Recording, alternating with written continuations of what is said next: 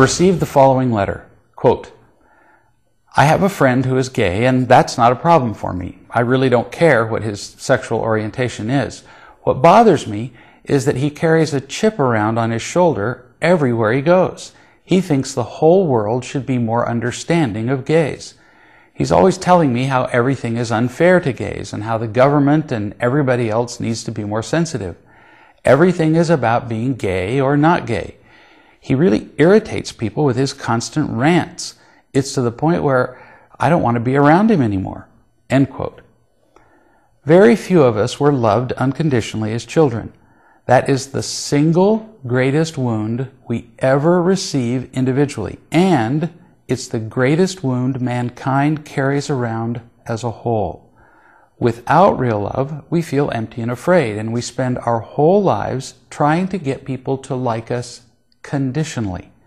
We wear the right clothes, we exercise and diet to look good, we belong to the right social circles, drive the right cars, diligently nurture our careers, make a nice income, all that stuff. But no matter what we do, we're still not happy because we still don't feel accepted unconditionally, which is the only kind of acceptance that counts.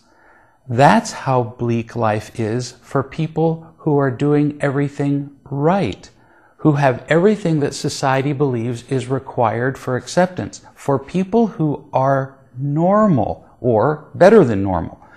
Now imagine what it's like for people who are different in some way from what society calls normal. What if you're gay, or short, or fat, or poor, or if you stutter, or walk with a limp, or have another disability? These people will find it even more difficult to get the imitation love they need because other people will look down on them. When we're trading imitation love, we tend to trade with people who have the most of it to give. And we look down on people we regard as different, which means inferior in any way. One form of imitation love is power.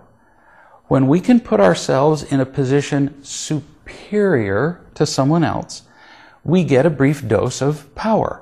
And whenever possible, we tend to take advantage of that feeling to eliminate our feelings of emptiness and fear. We feel powerful when we can identify people who are shorter, stupider, poorer, weaker, and otherwise outside of what society calls normal or acceptable. People who don't feel loved are looking, almost always unconsciously, for any characteristic in other people that would make them inferior and therefore usable as a source of power. So, it's understandable that your friend is frustrated. He's right that a lot of people treat gay people differently and intolerantly. When we're not feeling loved ourselves, that's what we do to other people. But he takes it personally. And it's not personal. It's the human condition.